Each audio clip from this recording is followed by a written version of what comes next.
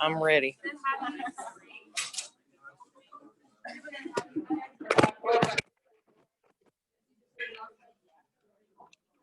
You can all hear me with this thing on, or the mask easy, or you can hear me okay at the back, Wayne? Yeah? Okay. As long as you can hear, Wayne. That's all we care about. That's why we got him back there. All right, folks, so any questions about anything at all from last Monday, right? So, and I said most of that's review, right? And most of you are nodding your heads. Some people look a little like the deer in headlights, but it's true to remember to go over this stuff. Don't be afraid to, email one of us, talk to the tutors, or just say slow down and go over that again, no big deal. Today we're going to carry on talking about kinetics. We're going to use the idea of some of the moments, some of the forces to look at static situations. What we're trying to do is figure out the load placed upon the body by doing various exercises. So we reduce the very, very simplest things of somebody holding a weight. We're going to try and look at the forces involved and how much force you need to is required to hold a 10-pound dumbbell, for example. And then, probably more importantly, look at the joint reaction force created by those exercises, those static positions. Because it's the joint reaction force, remember, the equal and opposite, Newton's third law. Every time you contract a muscle, there's an equal and opposite reaction, and that's going to be in the joint. The joint is going to receive a lot of force from doing exercises, and that's the force, that joint reaction force, that basically gives arthritis, wears bones away, and all that kind of stuff, right? So we're going to take a look at that briefly, and then we're going to hopefully go into some movement analysis if we have time, depending how quickly we can go through this kind of stuff. So, as a way to start looking at this, if we look at our levers, so this teeter totter is static. It's not moving. You can see it's not moving, right? So our limbs, our joints, biceps, elbow flexion, knee extension, whatever, it's basically a lever system. And most of those are going to be third-class levers. This is a first-class lever. The same principles apply to all our levers, how we can calculate the forces involved. So just remember, for anything to be static, two situations have to be true. That some of the forces acting on this thing have to be zero when you add up all the pluses and negatives. Or you can all just simply say everything pushing down must have something pushing up at the same value, or else it's going to move. Also, there's some of the forces in X and forces in Y, and if you're looking at three dimensions, there'll be forces in the Z direction going in and out of the board, as it were. Z is Z, for any of you who hadn't worked with Brit before. Okay. And the other thing has to be, so that, remember that some of the forces are going to prevent something translating up, down, forward, back, left, right. Prevent something rotating, you've got to have some of the moments equal zero. Yeah, in this case, write that formula as some of the moments clockwise plus some of the moments counterclockwise must equal zero. If it's all the negative moments must equal all the positive moments, or something's going to bend one way, that's going to rotate. Right? So in other words, on this diagram, it's basically saying, remember the moment is a perfect, well, it's a force times a distance for a start. We'll get to that later. So we're going to have to say L, this load, whatever it is, or resistance, times the resistance arm must be balanced by this distance and this force. So that times that must equal that times that. All right? So in many situations, we're going to know the load, 10-pound dumbbell, 5-kilogram weight. We're going to know these distances. We can measure the distance, or approximate distance from my elbow, the joint, to the load, to the weight in my hand. I also know this distance, EA. This would be my distance from my biceps to my joint. We know three of those things usually. What we're looking for is this red arrow. We're trying to find this thing here. So we're going to try to find this case here, the trapezius force perhaps. We want to know that, but if we know L, RA, and EA, we can find that way, that force. Fair enough? Piece of cake, right? And that would solve for the sum of the four moments equals 0. The red line is going to cause a clockwise moment, right, on that thing. And of course, clockwise rotation of that teeter-totter. And that would be a negative moment, you know, by tradition. The yellow box, that weight, in this case, that would be the jaw, the face here. That's going to cause a counterclockwise moment or positive moment. Out of a positive and negative, and it should be 0. Or it's moving, it's not. Okay? The other thing to remember is for this not to translate up and down, for this teeter-totter not to go up or down, the forces in the y direction, in this case, must be 0. There are no forces in the z direction or x direction on this diagram. There's nothing, there's no force going left or right or front and back. So all we care about is the y forces up and down here. So if this was, oops, if this was 10 and, if the red is 10 and the yellow is 10, we have 20 units of force, whatever it is, kilograms, units, who cares, whatever for now, going down. So as a negative force, 20 down, adding them up. Where is the force that stops that thing going into the ground? Where is that? It's going to be. You've got to have a 20 pushing up somewhere, right? Or it's going to move. And obviously, the 20 thing, where that 20 thing is in the fulcrum, in that blue triangle. That is the equivalent of the joint. We have now just calculated the joint reaction force of 20 units in this direction. Simple as that. One plane, up, down, piece of cake. Right? Things get a little trickier when things start to move and you've got angles to look at. So let's gradually work into that. So a moment, remember, is a force times the perpendicular distance, or, we'll get to it a little later, but I like to use a perpendicular force times the distance. And I'll explain what I mean by that in a minute. But essentially, it's a force times the distance. Okay? So there's your force, in this case, 100 newtons, and there's the distance, 10 centimeters, and therefore the moment, in this case, this would be a clockwise moment, would be 1,000 Newton centimeters. So you put the torque or the moment in the units of force and distance. I mean, remember, force is newtons, theoretically. I mean, you can't, people use kilograms as force, but technically that's mass, you know, so you're going to multiply by 9.81 to get the force in newtons. 9.81 is what? Why did I say not 9.81? Acceleration due to gravity. So if you want to find the force of something, you've got to, you know, technically, but we often say, you know, force in pounds and force in kilograms, because we know what we're talking about. People don't realize, oh, what is 50 newtons? How much force is 50 newtons? So I will sometimes say kilograms, not only a 10 kilogram weight which creates this much force, whatever. All right, piece of cake there. And this is just the same thing again. I just, well, Kathy did this one, I think, yeah. They're pretty, so I did them. Yeah, they're pretty, so Kathy did them. All right, so again, here's your teeter-totter, which we mentioned before, some moments 0. Your force times moment arm, force A and force B. When you multiply those out, the product must be equal to 0. Simple as that. All right. And she gave an example there. So if here it's an unbalanced teeter-totter is a word that the fulcrum's not in the middle. We have a force of force 10 newtons and 2 meters, whatever it is, as the moment arm. That's got balanced by the force B times its moment arm. Therefore, you just divide.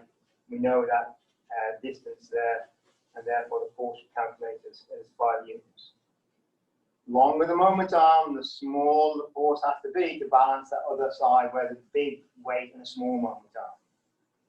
Fair enough? No problem so far. Have you done this stuff in your biomechanics classes? Yes? Let me know when you sort of step out your level of comfort, but we've all done this before. I see a nose. You see, and nobody's nodding their head forward. Everybody's mostly just sitting there like gobsmacked. Yeah? But that's all common sense so far, right? The elementary school maths, okay, that, right? All right, so here's a more realistic example now. We're sort of getting into the body. This is the third class theory. The same principles apply as that little teeter-totter thing. A force times the distance must be balanced by another force times another distance if that thing is static. And if it is static, it's not moving. So you can see here the biceps is our force generating component. And there's the weight of the arm near the center of gravity. There's no weight in the hand, so we just calculated here the center of gravity or center of mass of that forearm, and we know it's here. And its distance from the axis of rotation is d1. The biceps is acting at a distance of d from the axis of rotation. So we know that muscle force, the biceps force, whatever that is there, is going to cause a counterclockwise moment. So this muscle force times d must equal the weight of the arm, the force generated by the arm, the center of gravity, multiplied by d1, which is going to cause a clockwise moment. Or internal torque is or internal moment is the biceps. The external torque or moment is created by the weight of the hand into the arm itself, just holding it there. Okay? So in this case, you can see the moment arm is a line drawn from perpendicular from the force to the center of gravity. So sorry, to the axis of rotation. All right. So this is obviously that moment arm is horizontal now because the arm is horizontal, and the force is vertical. Very idealistic situation here. Now, as we bend my elbow, as I do my 12-ounce curl, okay, that moment arm of the arm, or the can, or whatever, is going to change. You can see as I pick up the beer can from G, if you were to extend that line of force from the can, the weight of the arm, G upward, which is that dotted line here, this distance is way less than when it was at 90 degrees, the arm. Okay? And it's slightly less here. I need to get one of those triggers to point at these things. Yeah. All right? I can't point at two things at once. All right, so, and then, where the moment arm is greatest, in other words, where is that distance between the perpendicular force to the axis of rotation? Where is that the greatest? It's going to be at 90 degrees. Makes, yeah? And as I go above 90 now, as I get the can towards my lips, that moment arm is going to decrease, isn't it? You can see in the right-hand diagram that moment arm has decreased. Okay? So where would it be hardest to hold the can? Where must the biceps create most force to hold the can? A, B, C, D. All other things being equal, just looking at that diagram, where must the muscle contract the hardest to hold the can? Shout out. C, right? Because the moment arm is the greatest. So even though the can is only 12 ounces, whatever it is, it weighs exactly the same. The inertia of the can is exactly the same. But by putting my elbow in different amounts of flexion or extension, the amount of force the muscle makes must change. If it's going to be static, then hold static position, static position, static position, static position. Okay? So as you do a dumbbell curl, for example, the biceps from this problem only is going to have to change the amount of force it makes. It's not any constant force. Okay? Make sense so far? Okay.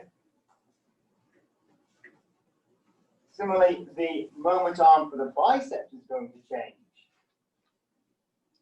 You can see it changing here. Now, it just so happens at number C there, at 90 degrees, since the biceps is essentially coming down at 90 degrees to the arm, sort of thing. It's not exactly an angle there, right? That's where the moment arm is best for the biceps. So it's easier to make more force there because your moment arm is longest. Okay? As you go down below the horizontal or above the horizontal, the moment arm of that biceps force is going to get closer or further away from the axis of rotation. And therefore the biceps is going to work harder. Other things change, unfortunately. Also, the angle of insertion of the tendon changes. And that's going to screw us up as well. And we'll look at that in a minute. Okay? Makes sense so far? So in this case, we're defining moment arm, torque or moment arm, the moment of something as the perpendicular distance from the force, whatever that force is, to the axis of rotation. And we can calculate moment arms other ways as well, which I think you can sometimes use to do, but whatever. So just looking at these muscles, these four muscles, brachioradius, biceps, brachialis, and coronary teres, you can see each of them. In this situation, this angle, this amount of extension or flexion, whatever you're going to call it, those red lines are showing the line of pull of those flexors. We're all trying to flex the elbow, right? They're all showing a rough approximation of the line of pull of those four muscles creating force. And we'll have to find their moment arms from all those muscles. We have to draw a line 90 degrees from that line of force until it hits the axis of rotation. And you can see them here, kind of thing. These lines, black lines here, showing the moment arm. So some of those are greater than others. So some muscles are more advantageous at this point of flexion to create force than the others. And here's a diagram of that. You can see the brachioradialis has the greatest moment arm here, and all of them sort of tend to have the greatest moment arm around about 100, 120 degrees, something like that. So those change. Fair enough? So muscles, if you were to design a body, you're going to build a robot, you're going to build a human, whatever, and you want to decide where you're going to insert the biceps onto the forearm, okay, you have two things to think about, or two problems, cons or pros, advantages, disadvantages of where you insert that biceps tendon. Okay, so if you have that biceps tendon further along the bone, not in the radial tuberosity, let's say you stick it halfway down the ulna somewhere, or the radius, whatever, you're going to give it a greater moment arm, right? Remember, the disadvantage of that would be that you have less range of motion. It's harder to create range of motion.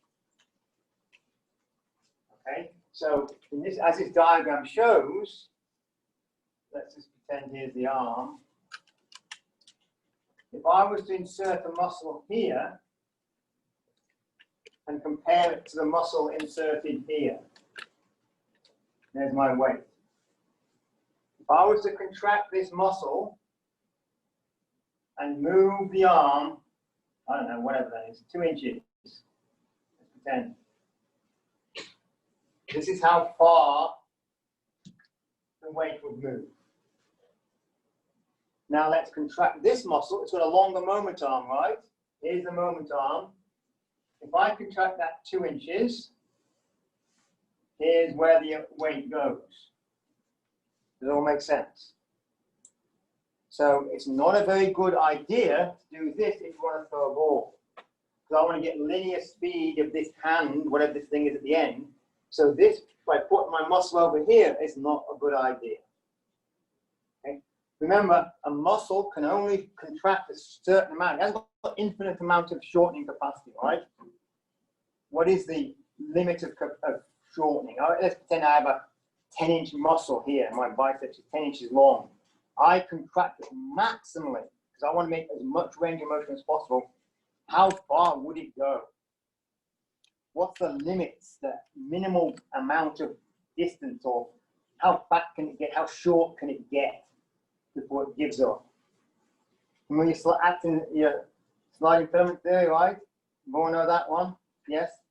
You've probably done this in your kinesiology or your biomechanics, right? So how short can it go, roughly? You've not been told that? No? Roughly 50% of its resting length. Roughly 50%. And that's a lot. It's getting weak. If you look at, we're going to get this later, but if you will very quickly look at the amount of force the contractile elements of the muscle can make, it looks like that. And this being 100% of its resting length, this being 50, and this being 150. Very roughly. It's the amount of force a muscle, the contractile components, not the passive, the contractile components can make. If you took them out and looked at them somehow, because remember those cross bridges as they row along the actin myosin filaments, the amount of force a muscle can make is dependent on how many cross bridges are attached.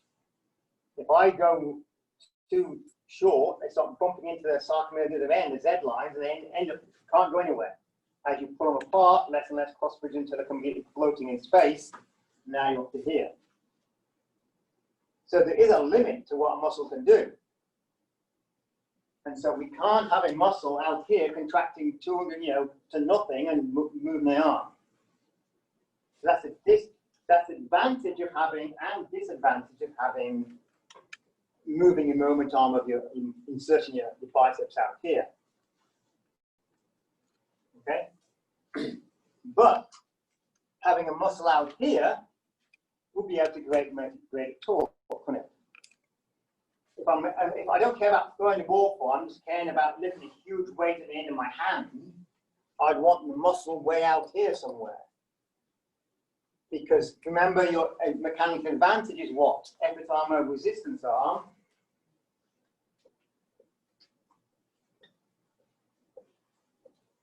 Remember that? So here is your effort arm, and here is your resistance arm.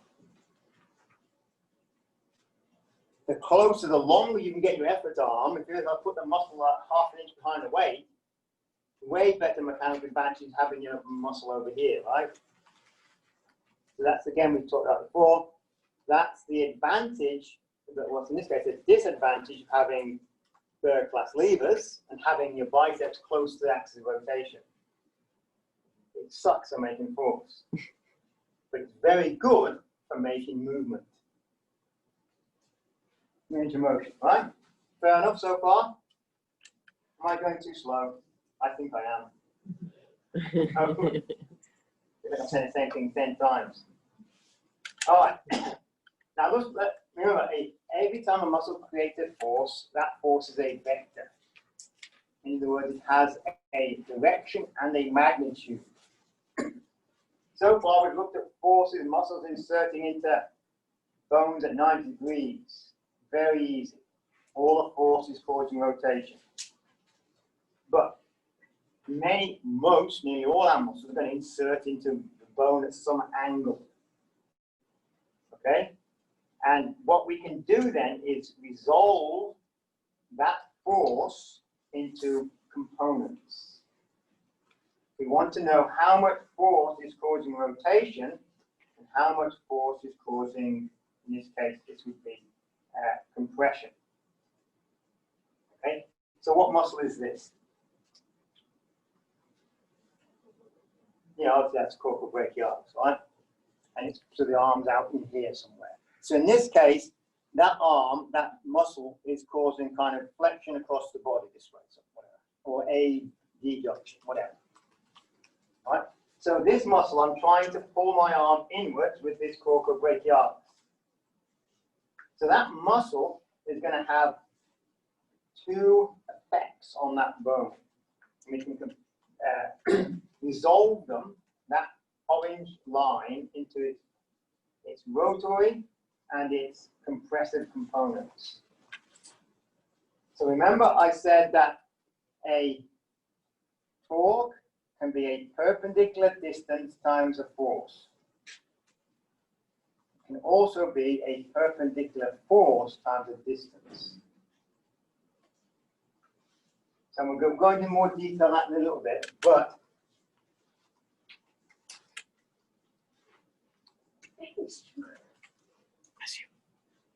here is let's say this is more like the brachialis now. So here's your brachialis coming in like that. All right. When I contract that muscle, it's going to pull this way. All right. Some of that force is going to cause rotation. But what else is that muscle going to do to this forearm? It's going to shunt it this way. It's going to pull it along here. Okay? And if we find the components of this force, so if I look at this as a triangle, this would be the hypotenuse of the resultant force. A line going up here at 90 degrees to the bone, that is the, let's call that MY. That's the force the muscle is creating in the Y direction, which is 90 degrees to the bone, which is going to cause rotation. Okay? So if I multiply this force here, whatever I calculate out, that Y thingamajig, by this distance, that causes rotation. That's how we calculate the moment.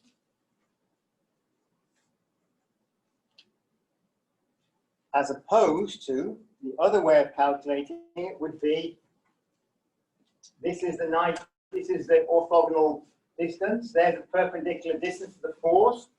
So if I calculated that force, I mean, somebody's given me 100 newtons times this distance, I would find the moment.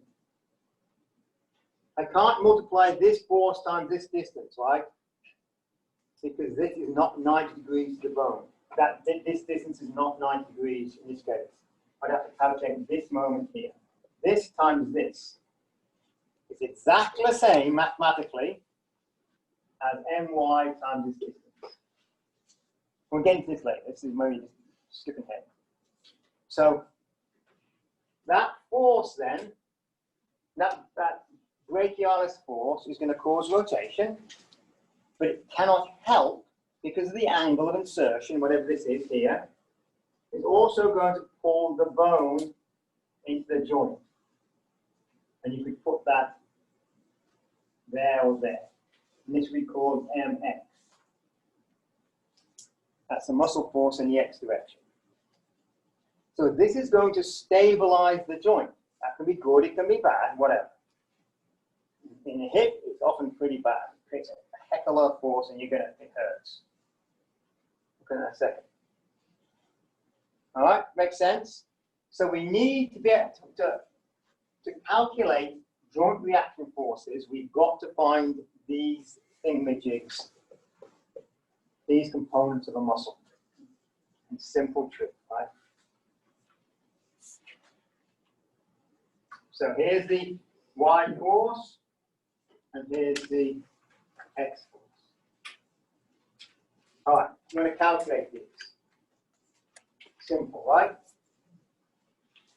We want to find, what is this? Okay, use this example here. This brachialis inserts at 30 degrees to the bone. Okay? Remember your cosine, sine stuff, right? Or socket toe or something or whatever. Opposite over hypotenuse, theta hypotenuse, right? So we want to find Fy, the blue. You can use this over here. Let's use 6 degrees, for example, or we could use 30 degrees and find this line here. Either way, that's the same. All right. You know sine 30 is a half, cos 60 is a half, right? They're inversely opposite each other, right? Is that so? Cosine 60 is 0.5, or sine 30 is 0.5, same thing. So let's look at this y here. I want to find Fy. I know its angle is 60 because the insertion is 30. This is the adjacent side to the hypotenuse. Okay? So cos 60, I've got it there somewhere, yeah. here, cos 60 times 50 newtons, 50 newton force, is going to give you 25 newtons. Or if you want to find this line here, which is exactly the same, of course, just to set this rectangle there, that would be sine 30 times 50. Sine 30 is 0.5 times 50 newtons, 25 newtons. Yeah, no problem there. So I know Fy is 25 newtons. So by contracting my corporal brachialis with 50 newtons of force at this angle of whatever it is, that muscle is creating 25 newtons of rotary force. Fy is rotation. That is the thing that causes rotation, not the Fx. So if I want to find the moment, the torque created by that weight in this situation, I can multiply Fy, which is 25 newtons, by this distance, which is not marked on the figure. This distance here. And that would give me my answer. Okay? To find how much compressive force that weight, that muscle is creating, I've got to find that purple arrow. So this little triangle, whoops, here. So this line here, or you can solve this dotted line exactly the same. Just move them so you see them. In relation to this angle here, that is the opposite side, isn't it? Right? You're all familiar with this. Yes, you're no silent. Yeah. I mean, am I going very slow? No, I'm not. I'm not boring you. Well, I'm boring myself. So that would be sine 60 times the hypotenuse of 50 newtons. Okay, so here 20 is given the value. Well, here, compressive force. 43.3 newtons. So this is, on this side it would be cosine 30 times this. So that's how we resolve a muscle force into its rotary and its compressive forces. That's important to look at that compressive force. We need to know that compressive force because in static situations, like me holding a 10-pound dumbbell out here, doing a abduction fly, whatever fly exercise, my muscles create a lot of force to hold that weight. Because, for example, in this case, the deltoid is holding my barbell out here. Deltoid is a fairly short lever arm, moment arm, compared to the huge long arm I've got here.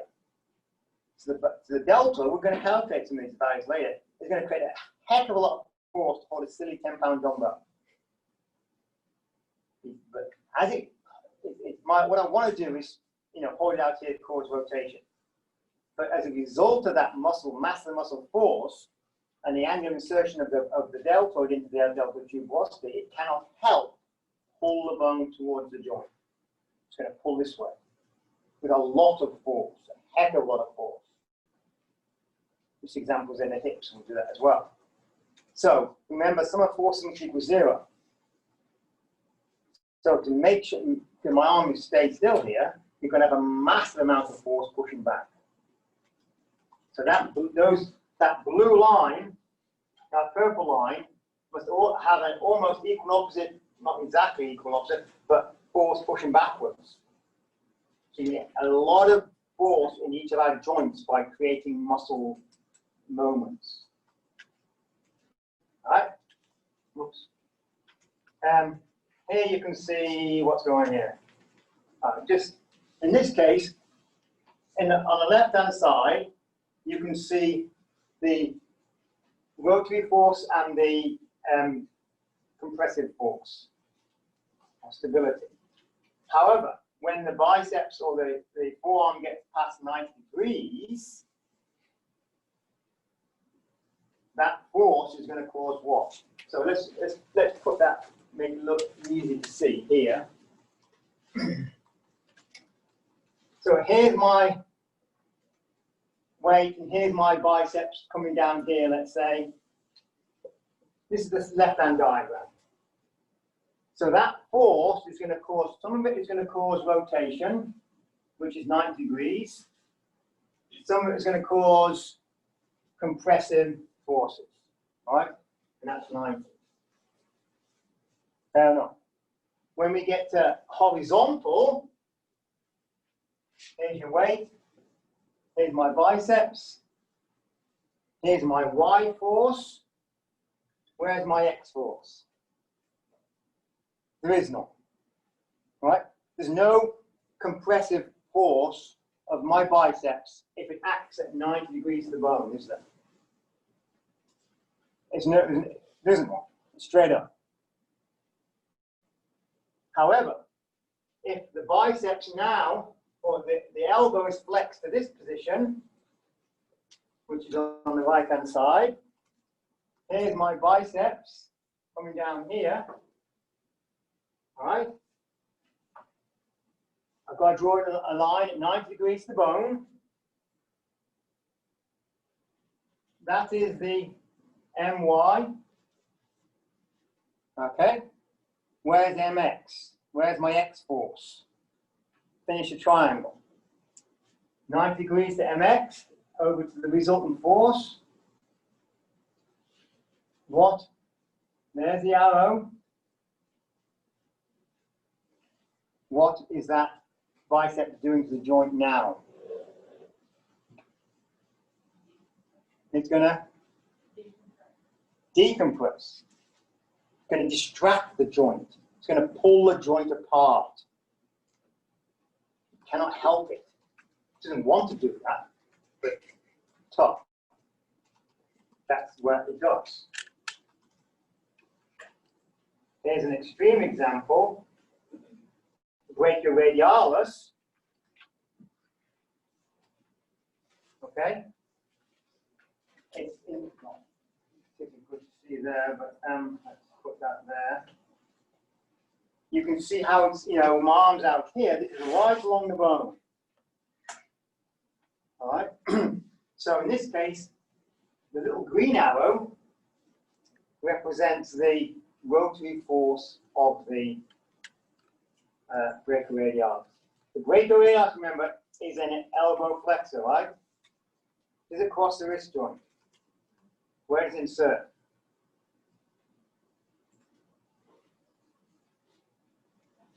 Down here somewhere. What is down here somewhere called? Starting across the wrist, okay? It comes off the ridge up on the side here. The lateral suprafrontal ridge, right? So in this situation, my arm's out here, and it's almost straight. Most of that elbow flexion force is going to pull the bone into the joint. That big, whatever arrow, brown arrow at the top there. You can calculate that by using that angle of insertion of 20 degrees. So in this case, this muscle is a terrible rotator, but it's a great compressive, hold the joint together, stabilize it muscle. When a muscle lies along a moving bone, as in this case, we'll call it a shunt muscle. Have you heard that terminology before? Shunt and spur? Yes? Someone nodding, everybody else is, if I don't nod, you'll have to tell me again. So a shunt muscle is designed, to pull the bone into the joint. Okay? You have heard that terminology before. In this situation, and that angle of the body. So let's just take a little quick tangent. Here is my biceps. And here's my brachioradialis. You can see that basically? So the shunt muscle is lying alongside the moving bone. This is what's the opposite of that? What's the biceps in relation to a shunt muscle? Is a spurt muscle. this is causing an elbow flexion. Because it's force, it's lying along the stabilizing bone. This is that's the Y force. This is the X force of this muscle. Major X, small y. This would be the Y force, and this is the X force of the biceps. I want Y to move. I want Y forces to rotate bones. I want forces acting at 90 degrees to the bone. So biceps is a great muscle for doing a 12-ounce curl. Brachioradialis is not. However, you can change the function of these muscles by changing what the skill you're doing. In open chain or elbow flexion, shunt and spur. What about doing a pull-up? So here's me doing a pull-up. Here's my arm like this. Here's the bar. Here's my huge biceps. So I'm hanging on a bar like this. Here is the biceps. And here's my brachioradialis. Which muscle is in the best location to do a pull-up? I'm going to try and bend this arm this way, aren't I? The forearm's hanging on a bar and it's static. I want to pull my forearm, my upper arm up, my body up to the bar. Which muscle is in the best mechanical advantage to do a pull-up? Brachioradialis, isn't it? It's way better to do a pull-up in that situation. It's going to work like crazy to do it. It's a much smaller muscle. Sure, the biceps and brachioradialis are going to work. Have got to work because the brachioradialis can't do it by itself. But mechanically, that's in a better situation. So now that would be a spurt muscle, and the biceps is a shunt muscle. Make sense? All right. Now, the opposite of resolution. So in resolution, we had the muscle force, and we want to find its components. If we have multiple muscles or causing multiple forces on a bone, for example, the quads. Each of the quads, you all know those, right? You know the innervation, you all know origin, insertion, and all those muscles, right? So we're going to go on to the patella and tibial tuberosity. But each one lies at a different location on the front of the thigh. So every one of them is going to pull a slightly different angle by itself. Fasciculatitis wants to pull your kneecap outwards. The VMO wants to pull the kneecap inwards. Okay? And here we've got an example of the deltoid. The deltoid is a multi-pennate muscle, right? Lots of different bits of it. Anterior, medial, posterior portions, etc. And when they create a force, they're all going to kind of pull the bone in their own directions. We want to find the resultant, using composition, to find the resultant direction and the magnitude of that force. And you can do it using this diagrammatic method, drawing a parallelogram. So there would be the posterior deltoid force, anterior deltoid force perhaps, and we have those two lines. I want to find the resultant force created by those two forces. Diagrammatically, we just draw a parallelogram like that. Have you done this before? Yes? No? No. Somebody say no. So you can see how that's done. You just take, or you join one to the other. So in other words, they're the two forces. If I take this force and move it to the top of that force, or I move this force and put it over here, well, either way, join the tips to the tails of all these vectors, in the case of these two, and join the start to the finish, there's the resultant force. You can see that resultant force here is larger than any of those two components. That red line is longer than the two black lines. Either one of the two black lines. Okay? Let's look at maybe a different example. as I mentioned, your quads. Here is my patella. Here's a tibia, let's say, and here's a fibula. All right, and up here is the femur. Each of those muscles, so the vastus lateralis is going to have a vector somewhere like this. I have no idea about the force, so I'm just going to make it up. The VMO, let's pretend, is making more force, so it's going to go away. I'm going to draw along the line. The vectors femoris is only doing a little bit of force, it does that, let's say. While the medial, that's the medialis is making this much force. Any given situation. You could know what these forces are.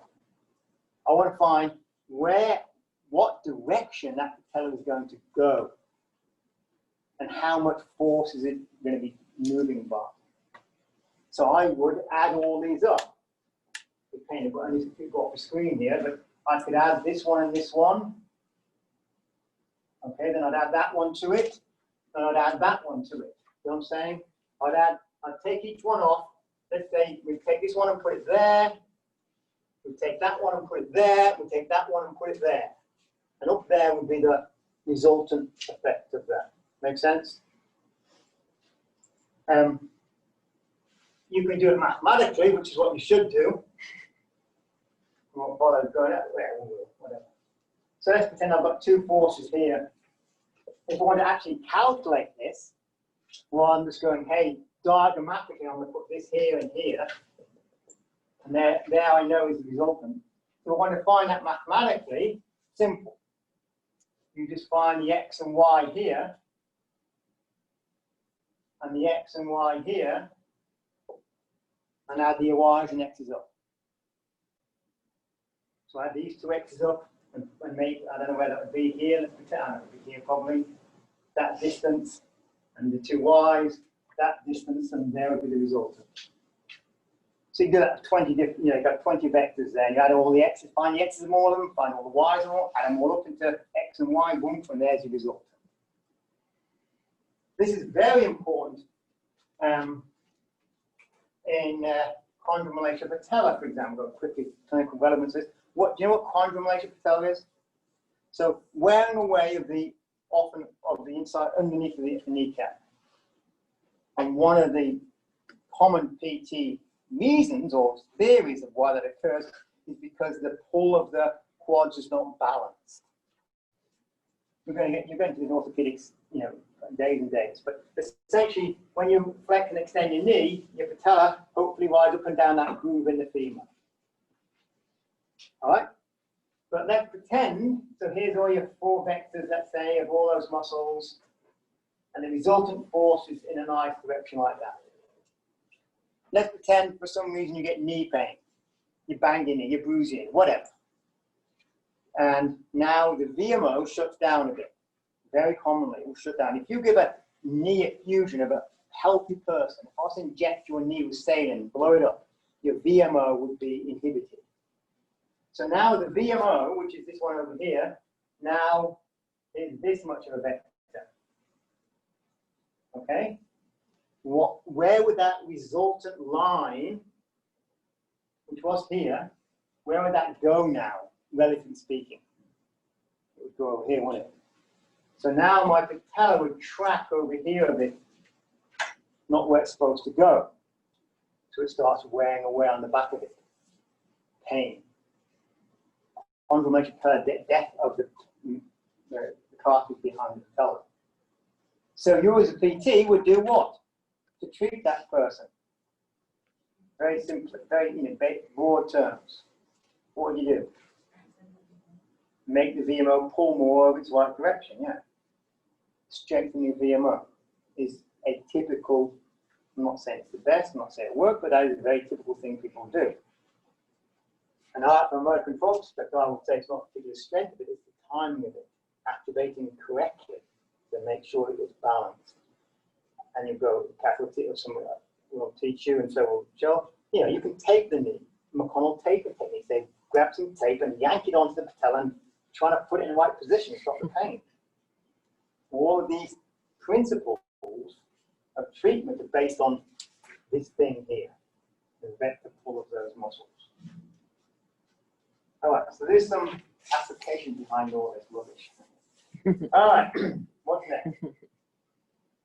Oh, we talked about this before. Again, let's just a quick review of that rotary and translated forces. When do we take a break in this, or just carry on waffling on? I usually take it about an hour in, so What time in the next 5-10 minutes. Okay, half an hour. All right, so What's the point then? Might as well keep going. now we'll take a break when we get sick of this. All right, so again, to calculate a torque at the moment created by a muscle or a weight or anything, we can look at the perpendicular force times the moment arm, or the resultant force times the perpendicular moment arm. All right, let's just make sure we know what we're talking about there again. So this here is a weight held by a arm. Then that's my 100 Newton force, whatever that is. What would that be? 100 newtons roughly in kilograms. How would I find it in kilograms? Divide by acceleration due to gravity, 9.81 meters per second, whatever. So that would be roughly 10 kilograms, which is roughly 22 pounds, whatever. So about 22-pound weight in my arm, hanging down here. Right? See that diagram sort of thing? And my forearm is 30 degrees below the horizontal. How, forget the muscle now, how do I calculate the torque or the moment created by that 100 Newton force, that 22-pound weight in my hand? All right, two ways, remember. So let's look at those again. This is a perpendicular distance times a force, times the resultant force. Resultant force is 100 newtons. Right? So if I find that red line distance here, I want to know this moment arm. It's the perpendicular moment arm. It's 90 degrees to the force, right? And it hits the axis of rotation line. That is my moment arm. I calculate that and multiply by the resultant force, 100 newtons, we get our answer. Okay? So if this is 30 degrees here, this is going to be 30 degrees, isn't it? Yes, makes sense? That's 30 degrees. And that would be, so cos 30 of this angle here, 30 times the hypotenuse. Okay? Cos 30.866 times 50 centimeters hypotenuse multiplied by the force gives us our torque, 4,230 Newton meters. Yes? I prefer, because you have to do this when we're looking at some of forces, is to find the perpendicular force times the distance. And that is shown in this diagram.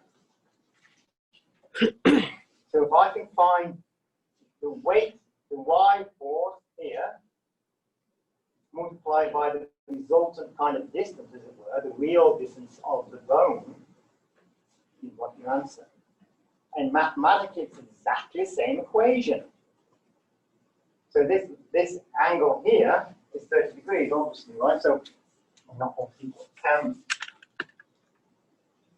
If this is 30 degrees here, a line coming down here, we want to find some of that weight, right, is going to cause rotation, isn't it?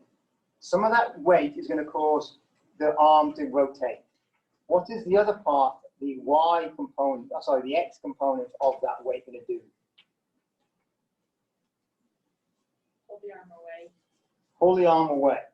It's going to distract the joint, isn't it? Imagine if that was a ball, that blue circle was a ball. Which way would that ball roll? Away. So here's my weight. Here's my 90 degrees. This would be our weight y. This would be our weight x force, 90 degrees there. So that weight is trying to distract the joint. If I held that weight perfectly straight down, how much is the y component? How much is the x component? every single bit of that force will be X. There's no, all it's going to distract. If I'm just hanging a weight in my arm here, straight down, there's no force in that weight causing rotation. It's all acting in the X direction, parallel to the bone, pulling the bone apart. Same if I had a weight up here. If I'm holding weight perfectly straight, up straight vertical, there is no rotary component, there's no Y force. It's all down. Now it'd be a compressive component. It's extremely easy to hold a massive weight straight up, balance it, but there's no muscle force required to stop it rotating if you hold it vertically. Or if I hold it straight down, there's no force required to hold it from rotating. You've got to stop it pulling around like a socket, yes, but that's it. Make sense? So this way of calculating, so this is 30 degrees, this would be 60, right? This would be 60, this is 30. So that little triangle I've made with the Y and the X has a 30-degree angle here, a 90-degree angle, a 60-degree angle there. Yeah? So if I wanted to find this force, this Y force here, it'd be cos 30 times whatever it is, 100, multiplied by this distance here, I've got my answer. And lo and behold, as you would expect, it's exactly the same answer. Two ways of finding a moment, created by a weight or by a muscle, whatever. All right. 5 minutes more, I'll show you. Oh, exactly what I was talking about. I didn't look ahead. I should look at these slides, shouldn't I? Before I throw them up. Might help. Okay, a weight hanging on a lower leg. Will gravity produce a torque? Yes or no?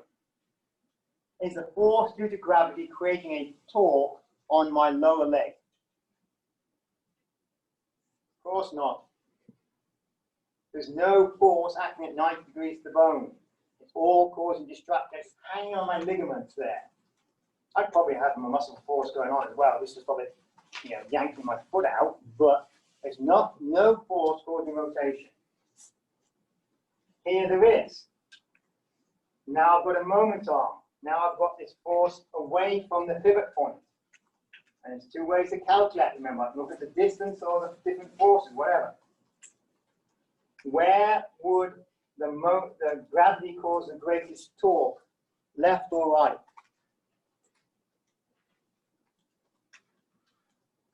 Left or right. Where would gravity, forget the muscle, where would gravity cause the most torque? On the right, of course. The weight is further away from the axis of rotation, isn't it? You will look at the perpendicular moment arm here versus this length. So where would the muscle have to create most force to hold the weight? On the right. Simple.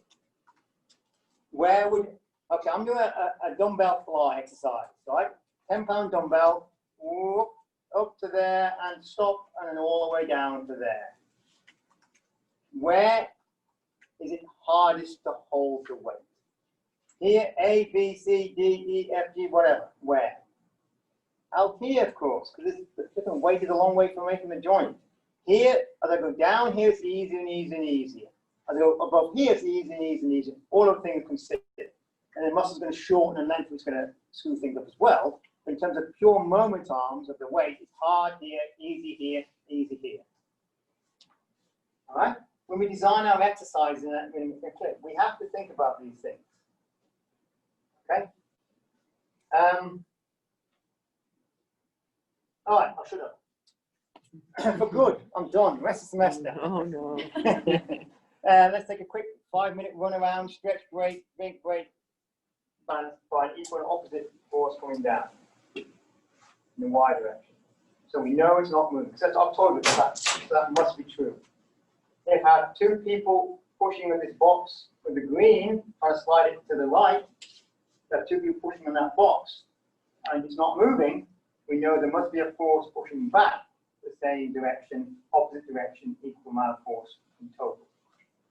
The moment, remember, must equal 0 as well if it's not going to rotate. So the forces tell me it's not translating. The moment says it's not rotating. So in this case, this arm here, this beam, whatever, the red force times the red distance must be balanced by the green force times the green distance. Okay, the sum of the moments clockwise must equal the sum of the moments counterclockwise. Or with regard to sine, rather than what equals 0. All right, so let's use those principles to find out how much force is created in a hip joint. So this is my little representation. Don't blame Patty for this. This is my bloke here. Standing, this represents the upper body, his head, and that kind of thing is supposed to be his pelvic girdle. I made it big so we can see it. Those little black lines are his muscles. I'm sorry, his legs. His legs and his body. Let's pretend his bloke's sitting there, and he's 100 kilograms in weight. I want to know how much joint reaction force is in each hip joint. So those are hip joints here. All right, there and there. We know this bloke's weight, his body, head, arms, and trunk, are creating this force downwards. I want to know how much force each leg pushing up at the hip joint here. And what would you say? 15 each leg. Not quite. That would be correct if I was to analyze each foot. If I was to analyze each foot down the bottom here, it would be 50-50. If he's standing in equal, stable stance. But because the legs weigh something, you have to fit that out. So generally, very, very roughly, 60% of your body is a hat, as it were, H-A-T, head, arms, trunk. This is a segment of the body, head, arms, trunk, basically is 60% roughly. 40% of your weight, your mass, whatever, is in your legs. So in that case, if you've got each leg is 40%, so I made it 100 kilograms to make it very easy for those math challenged to figure out what it is. Each leg is weighing 20 kilograms. So we take that out because those aren't in the hip, those are below the hip joint. Make sense? So we have 60 kilograms made up of his head, his arms, and his trunk pushing down. And therefore, you're going to have 30 kilograms pushing up in each hip. Correct? Make sense? So just standing here, if I'm a 100 kilogram person, I have 30 kilograms in each hip joint. In each ankle joint, I'm going to have more because there's more, close to 50. Simple. All right. Now I'm going to do this. I'm going to stand with my left foot off the ground. I'm simply going to take that left foot away. Boom. Chuck that away because it's off the ground. I throw it away, but it's still creating some weight, but it's not creating any joint reaction force. How much force then goes into my other hip, my one hip that's touching the ground, as it were? 80. All right? That makes sense? Where do you get that from? You take the weight of everything above the legs, then you add the legs. Exactly. So you've got 60 kilograms here, plus 20 makes 80. Therefore, this must create 80. Makes sense, right? But that's not true. That would be true if there wasn't such a thing as moments. So what happens if I lift this, if I do nothing else, if I chuck this arrow away, where's the actual rotation of this whole system? Here, right? What would happen to this, my diagram, this pelvic thing here, if I took this arrow away? What would it do? It would rotate, wouldn't it? It would, whoops. Here we go. It would come down here. Makes sense? So every time I lift my right foot off the ground, that foot, my pelvic girdle is going to go boing like this. There's no support on this edge, so it's going to rotate. What stops it?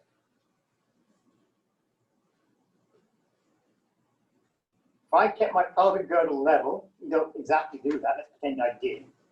I kept my pelvic girdle level and I pick one foot off the ground. Why don't I keel over to the right? You shift your weight over. I can do that. I can shift all my weight over there and balance on it. Yes, then it would be 80. But I'm not doing that. Certain patients will do that. We'll talk about in a minute.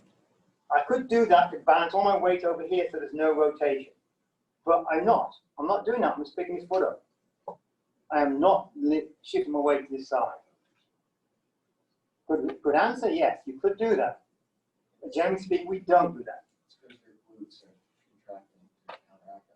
So I have to maintain stabilization of the pelvic girdle by some muscles over here. So these muscles over here, represented by this arrow, contract like crazy to stop that rotation.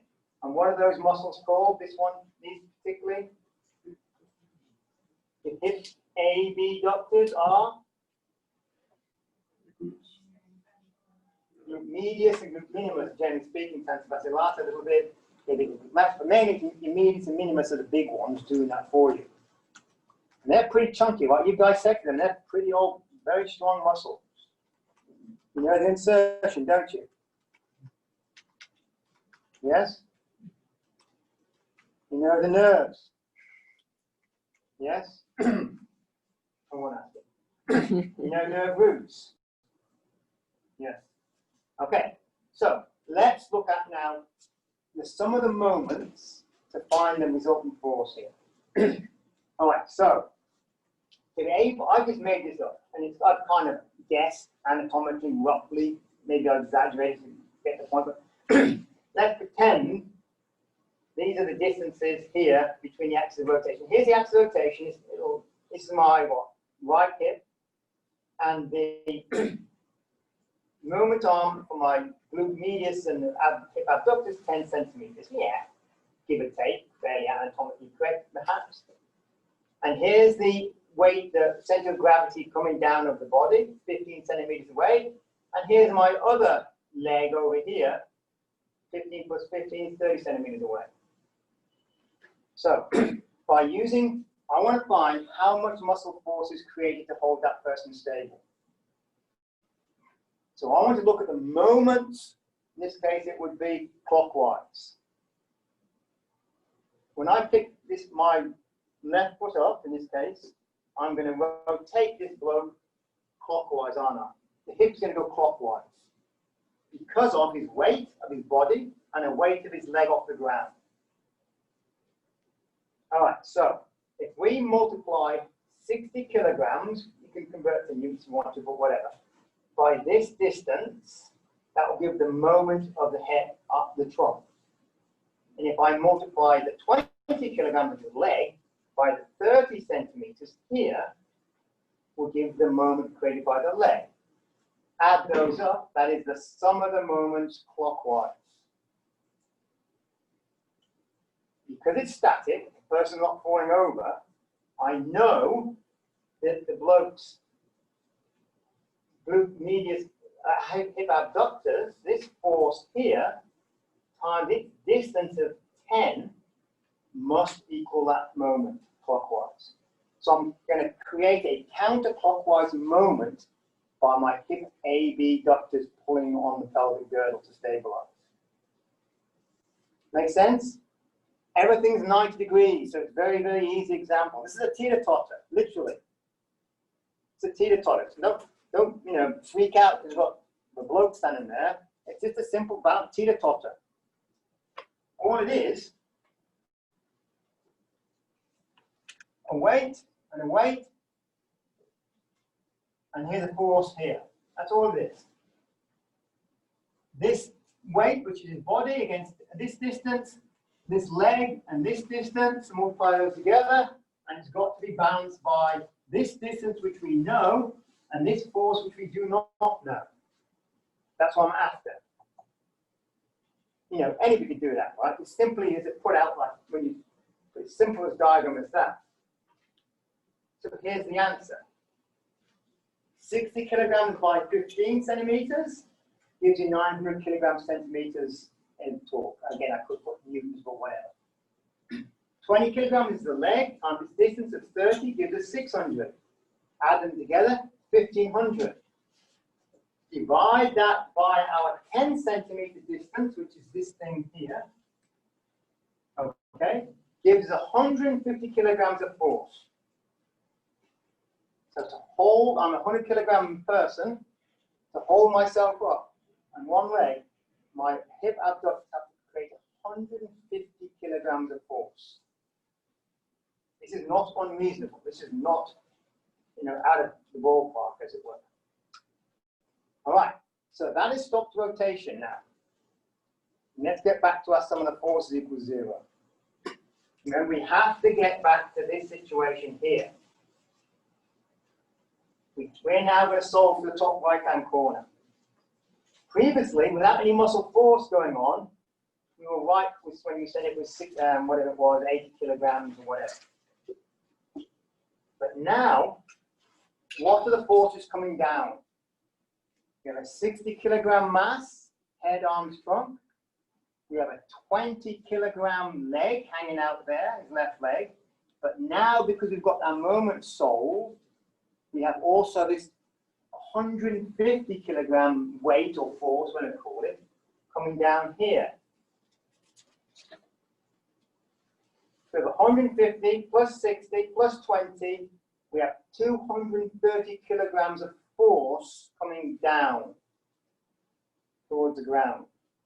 What stops that?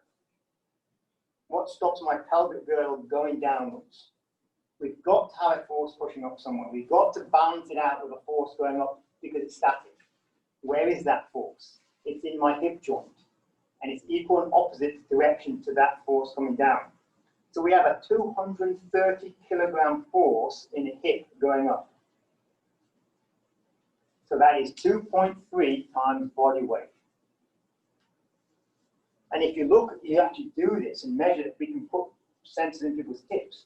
It is around about 2.5 times body weight standing there. Question? Just thinking. That helps, yeah. All right. So a unilateral stance, like this, basically I have 2.5 times body weight force in my leg. All right. And that's true. And I've made it up here. I've shown you why that is true. Now I start walking, and I've got some momentum. I've got mass times velocity. I start doing this, or I run. Those forces increase greatly. Walking, they estimate or calculate it's around about 3 to 4 times body weight. If you're a 100 kilogram person walking, you're getting 300 to 400 kilograms of force in your hip joint, your foot on the ground. When you start running, depends how hard and fast you run, you're getting over 5 times body weight. So if you're a 150 pound person running, you're getting 750 pounds of force whacked through your hip joint. The AC from every single time my foot hits the ground, I'm running. If I'm 150 pounds, I'm getting 750 pounds of force in the hip joint. A lot of that is due to that muscle. It's not your weight that's doing that. Particularly, well, and when you're running, you get more momentum. But a lot of that force is created by the pelvic girdle's muscles contracting to prevent rotation. This is why people need total hips. Okay, you can understand if I'm getting 750 pounds of force banging into my hip every single day for 30 years, 50 years, 60 years, start giving up. And you get a replacement. Does that make sense? And it's without looking at some moments from the forces, we couldn't find that. Some surgeons will deliberately change, not on this particularly, but there are situations where kids during CP can't walk very well, and they would deliberately take the tendon and move it somewhere else to create a different moment arm to help that leg stay straight or bend or whatever. Okay, you can manipulate this actually surgically. If I was wanting to to reduce that hip force surgically, I would get a big piece of bone and stick it over here. So increase its moment arm, wouldn't I? That'd be easy. Okay, so back to the comment over here. Then. So when I walk and I have hip pain, that is going to kill me. If I have an inflamed hip, arthritis in the hip, it will kill me every time I put my foot on the ground because of that situation. So what do I do to help? I will do this. Oh no. Because then that cuts this moment arm, this weight, and this body weight. If I put all this over here and balance it over that hip joint, these muscles don't have to create much force. They don't have to pull the hip together. Because there's no moment arm created by the body if I balance the body over here. It's like when I put a weight on my arm here, there's no moment created by that weight if it's straight up. Once I go over here, I'm going to have to create some force. Make sense? So people with hip pain very, very, very commonly will put their weight over the hurting, painful hip because it reduces the moment arm. It reduces the joint reaction force and therefore reduces pain. Make sense? Go outside and look at some of the elderly people walking around, the older adults. A lot of them are doing this, a subtle drop of the hips, the shoulders, whatever you want to look at it. You see them just doing that. Most people do that, right? Because it's hip hurts. It might be they've got hip muscle weakness. A lot of older adults do get very weak hip abductors. That's one of the first things myself and Kathy will do. 99% of my elderly patients will have weak hip abductors. I strengthen the heck out of them. To be able to walk, to put one foot in front of the other, this foot is in unilateral stance and these hips are contracting. If I haven't got the strength to hold my pelvic girdle stable, what would happen to my steps, do you think? Step length would do what? Shorten, right? Because I can't do this and maintain, and put my foot out here. They've only got a little bit of force, so they're going to put their foot down quickly. So they're going to have little short shuffling steps because they cannot do this kind of stuff. They put the foot down quickly before they fall over. Okay, it's all based on biomechanics. Last point. I have pain in my hip in this situation. You give the person a cane to carry. Which hand do you put it in this situation?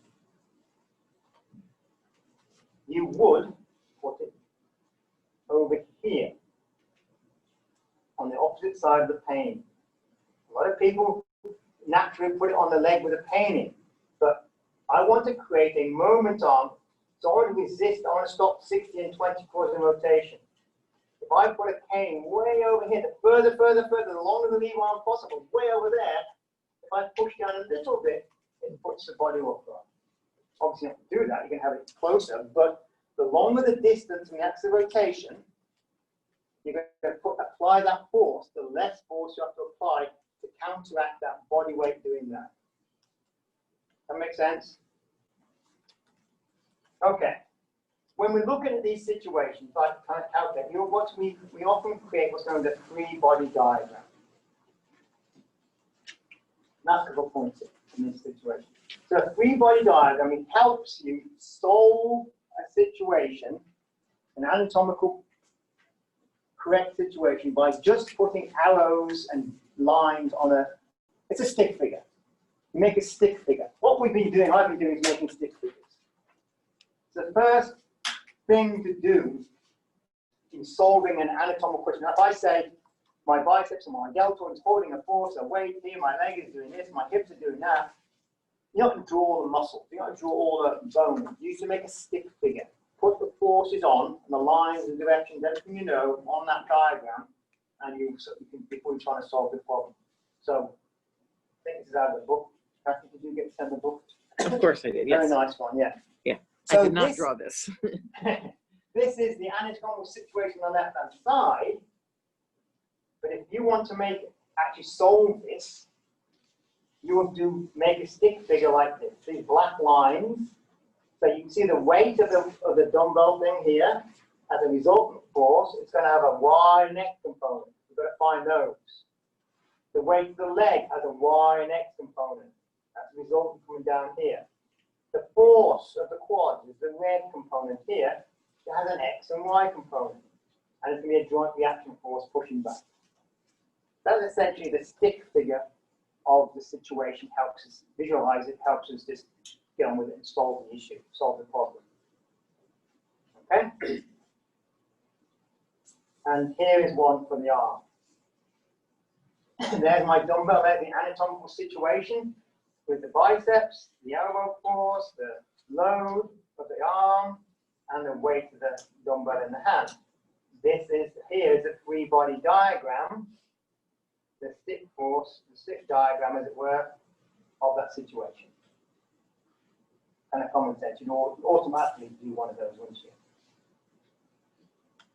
And here's one for, something different. All right, so when we're looking at, let's say we're trying to, the direction of force and the moment arm, you instinctively, hopefully, do this in the clinic when you start doing exercise. Think about the line of force you're applying. If you're applying a force against the patient, think about where you're going to locate that force and the direction of it.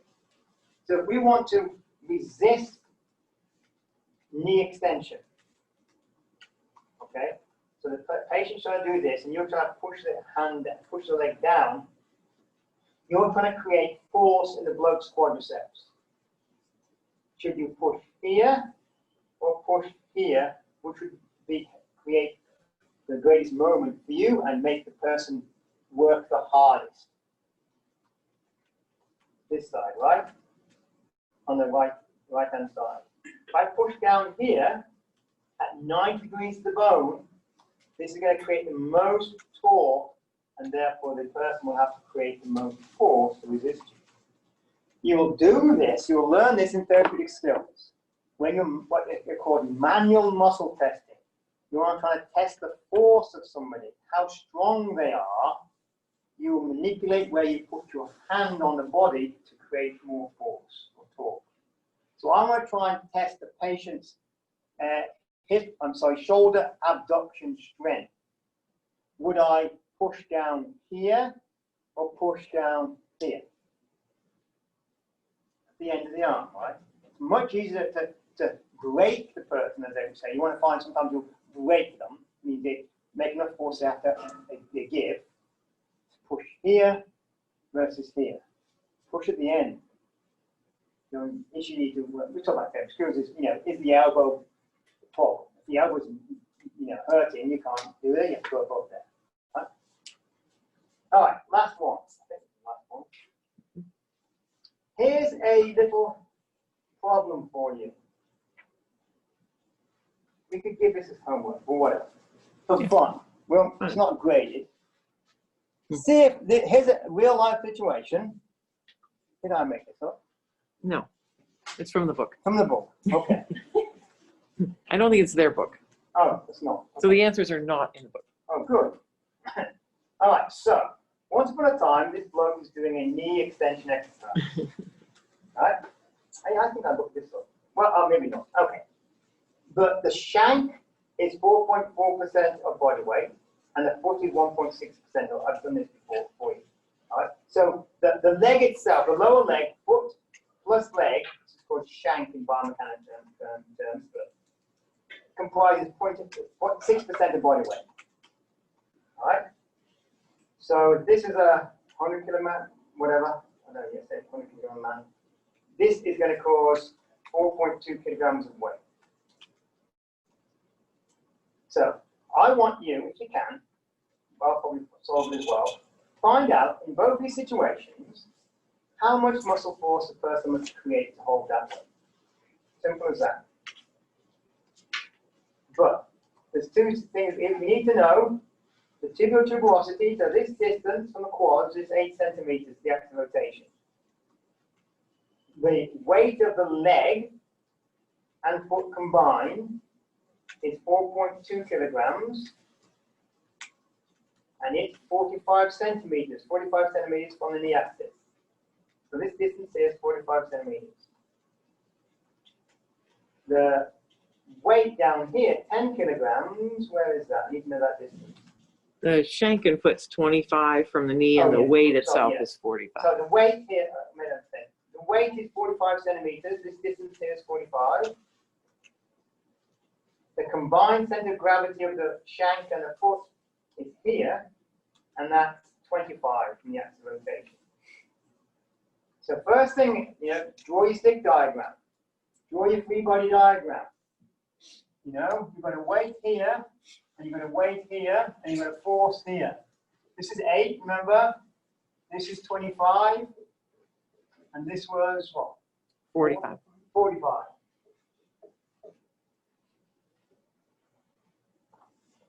All right, and the angle, also you need to know the angle of insertion of a tip. Where is the angle of insertion? 25 degrees. 25 degrees. That's 25 degrees. And the angle below the horizontal is 50. That's 50.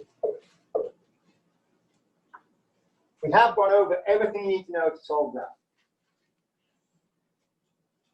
We haven't gone over exactly how to count the joint reaction force, but you never go at that. All right, very simply, this is what you do for both diagrams. You want to find this force, right, of that weight, the 90 degree, that's the y, and you multiply by this force, distance, I say. You're going to add that to this force times its distance. You can divide by this distance to get that force. And then you're going to use cosine or sine of 25 to find this. And that's the answer. It's quite simple. So if I do that in my head, it would be... Don't tell them. I'm not. It would be cosine 45 times, cosine 50 times 45 plus cosine 50 times 25 divided by 8. And you got the divide, and you got that. Here's the, which we haven't gone over this yet, but those who feel confident can have a go at doing this. What is the joint reaction force? What is the joint reaction force creating both those situations? So this is what I have to do. I have to find this force here, and this force here, and that force there. Add them up. What's left over? It's not going to be balanced. It's going to be a force pushing down. And that's going to be here in the joint. Then, that's y. I have to find the x force. I have to find this force here, and that force there. Add them up. See what's left over. What's missing? That's going to be here. And you find the result of those two components there. That's my joint reaction force. The magnitude and direction you can find using tan. Some of you will be able to do that, hopefully. Some of you go, good God, what are you talking about? But that's how you do it. It's very simple math, but if you, haven't done it for a while. So if you can, have a go at least finding the muscle force in each situation. Where's the quads working the most? Okay, you've got various things going on there. If you can, try and find the joint reaction force. All right, let's move on. Quick 10 minutes, 15 minutes of introduction to the next section. All right, get the tutors if anything is confusing, or talk to Kathy. Don't bug me about it. Bug him. All right, well, we are going to look at less maths now.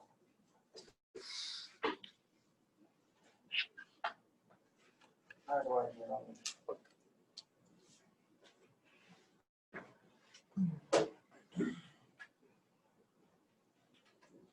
We're going to look at movement analysis. And it's going to lead eventually into our projects. All right, so very quickly, review. So when we're analyzing movement, we're looking at a patient walking and trying to figure out what the heck's going on. Visually, what is she doing wrong? What we are movement analysis experts. That's what we're supposed to be. When we're looking at movement analysis, we need to know kinetics and kinematics. We need to know what it looks like. We need to know, hopefully, why that kinematics is occurring. Right? So remember, kinematics is the description of motion. Kinetics is basically what causes that thing we're seeing. And that's not always obvious. So let's quickly go through some kinematics. It's all quick review from your undergrad anatomy, my biomechanics. So the first thing we're going to be looking at is things like, in terms of easiness to most difficult, most easiest thing to see is displacement and distances. Remember, displacement is a vector quantity. Remember, you're familiar with vector versus scalar, right? Scalar is magnitude, vector is displacement, in this case, is magnitude and direction. So we're looking at lengths, so we start measuring things in distances. We want to know how far somebody walked, etc., etc. That's pretty obvious, very quickly. Just won't take too long. We're looking at velocities now. We get versus speed and velocity. Speed is scalar. Velocity has a magnitude to it, so it has a directional component. So if I, if I ran a certain distance, I want to find the velocity. I want to find the displacement or distance divided by time will give me my velocity. This is common sense, right? And it has a magnitude. So if I was to, let's say again, I run around a 400-meter track and I stop 10 meters from the start. My displacement is minus 10. My distance is 390. Right? If I ran 400 meters, displacement distance are both 400. Oh, displacement is 0. Distance is 400. Right? So displacement is the distance you've moved from the origin and to where you are now, not how long I've done it. If I ran a marathon and ended up where I started, start and finish with exactly the same place, my distance I've ran is a marathon, 26 miles. My displacement is 0 because I've ended up where I started. If I ran in a line and went 26 miles out and stopped, my displacement and distance would be 26 miles. Fair enough? Same with velocity. If I run around and end up 390 meters, 10 meters from where I went, my velocity will be a backward velocity because I've gone backwards from my displacement, my starting point. Make sense? So displacement divided by time. Usually in SI units, displacement will be an S, not a D, but here it's written as a D. It should be S. Acceleration. Change in velocity over change in time. Remember, F equals ma. Acceleration is a very important thing to get a hold of. So we can go through, we differentiate time with the, displacement over time is velocity. Velocity over time is acceleration. And then if we go acceleration over time would be what? You've heard that term? So accelerating acceleration. If I'm changing my acceleration, if acceleration is not constant. So acceleration due to gravity is constant, 9.81 meters per second, right? So if I was to divide acceleration by time, you're going to get jerk. Jerk is the next derivative. And as there's theories of motor control, which we talk about next semester, we hate jerk. We hate jerks, but we also hate jerk. Jerk, we try to stabilize the head. Jerk is bad for you. And certain motor control theories say that's what we live at. We try models of motor control. We want to reduce jerk on the head. We do not like jerkiness because we cannot see well, we cannot hear and feel vestibular apparatus, etc. So when you walk around, remember, walking around essentially, people will say, is to get your head around. Get this massive head with the brain or that sensory apparatus around the world. We want to get this big sensory array, big old noggin around the world to see and hear and whatever things. We don't like going around like this. We do everything to reduce jerk of the head. So a nice stable platform of our sensors. Anyway, that's a different motor control theory. And you can actually, the next derivative of jerk would be snap. If you change in jerk over time, snap. People would actually calculate that. Then they go to crackle and pop. And you go mental. Anyway, so we are going to look at, when we're looking at patient's movement, displacement is one of the first things we'll look at. All right? And we look at linear and angular. When we're looking at linear, we're assuming the patient is a blob in space, center of gravity of person. So in those situations, we're looking at things like step length and stride length. How long is a stride? How far can they walk? How long is each step? Those are all displacement measures. Very simple things to get, very important things to get. Does that patient have a short step length? Is it normal? So you can measure those things. Name a patient population has a very short step length, typically. Older adults can have very short step length. People with Parkinson's disease, right, will have very small step lengths. And one of your jobs is to improve that. One of your jobs at PT is to make the person walk better. One way to do that is simply increase step length. So you measure step length. You have them walk down the road and you measure 10 meters or 5 meters, and you count the number of steps and you divide by the distance and you can calculate their step length, the average step length. And in my patient practice, I have a goal to increase step length by 10% in 2 weeks or 25% or whatever. Okay, so displacement is very simple, very powerful sometimes the way to get something out of it. Next step would be velocity. I can count the linear velocity of the person. So I measure a distance, and what do? Is I time them. I say, Mrs. Smith, can you walk from here down to the seat there? Because I don't say, ready, step, go, I'm measuring the velocity. I say, yeah, we're going to walk down here and sit down there for a second while I talk about this. She'll cross a line here on the floor, I set up, or a mark on the carpet, and I've measured the distance. I start my stopwatch on my phone or whatever, and I stop it down there, and I've got the distance, I've got the time, I calculate her gait velocity. Very, very, very important measure to take. Gait velocity is correlated with a lot of bad things. If you walk slowly, you're about to die. Literally. So I walk as fast as I can wherever I go. I am going to be immortal. He's going to live forever. I'm living forever because I walk quickly. No, seriously, there's an article where they can correlate survivability with gait velocity. They have it on Canvas. Oh, you do? Yeah. Brilliant. Yeah. The And you'll 6 find, walking. as you walk slowly, you are closer to death. People who are diseased and ill, they just can't walk quickly. Okay? So, for example, gait speed, we will take it on most of our patients, a lot of them anyway. And you can see some indications here that gait speed is correlated and associated with various things like fall prevention, predicts falls. As you walk slower on average, you're more and more ill, disease state, infirm, disabled, whatever. Okay, you can predict how long somebody's going to stay in acute care based on your gait velocity. You can predict how often a person's going to fall based on their gait velocity. If you're walking quick, you're fairly healthy, generally speaking. I mean, I'm simplifying obviously here. You can look at angular. So we look at angular things here, angular acceleration, angular velocities. Now we're looking at joints.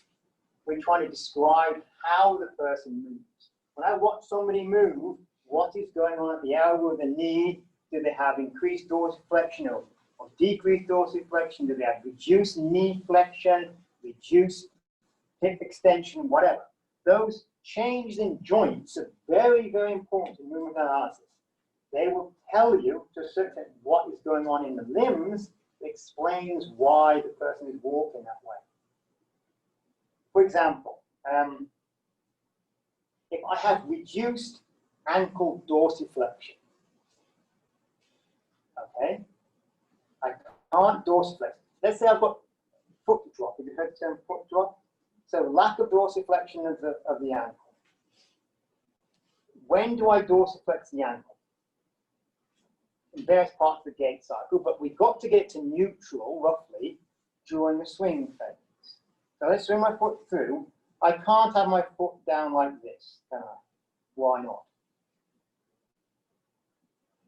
It'll hit the floor, and you'll trip. So a change in this angle changes the way I walk. To protect myself from falling, what could you do?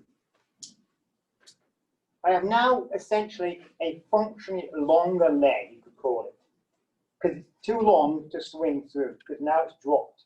My anterior tib is weak, nerve, it's whatever, and it's gone. What could I do to make my gait safe if I know I've got this thing? You probably try to like hike your hip. You can hike your hip, that's one way. To shorten your leg, you can do this, like hip hiking gait. You lift my hips up like this, quadratus lumborum, right? I could wear an orthotic. Had a stroke, you might put something in the feet, in the ankle, in a shoe to keep the foot up. What else could I do? How else can I shorten my leg?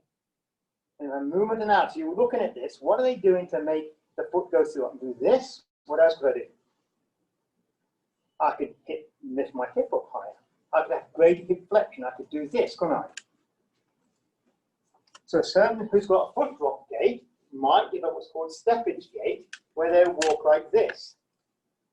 You deliberately flex my hip more because my foot is down too much. So that will prevent my foot dragging. So that will be a hip flexion, that's sometimes called steppage gait. So looking at people, you've got to look at these joint angles. If I've got a frozen knee and I can't flex my knee, I might do this kind of thing. I circumduct my foot around, my leg around, because I can't go through here, it hits the ground. So all our movements, our velocity, and displacement of the body are created by joints moving. So we need to figure out which joint, analyze which joint is not working properly and what is, whatever. All right, that might be a good place to stop. There are various different ways of measuring joints, angles, and we'll look at those next time. Questions? Comments? Just perfect speed, right? Just perfect velocity, was that? Or is it too slow, too quick? Jerky. Too jerky?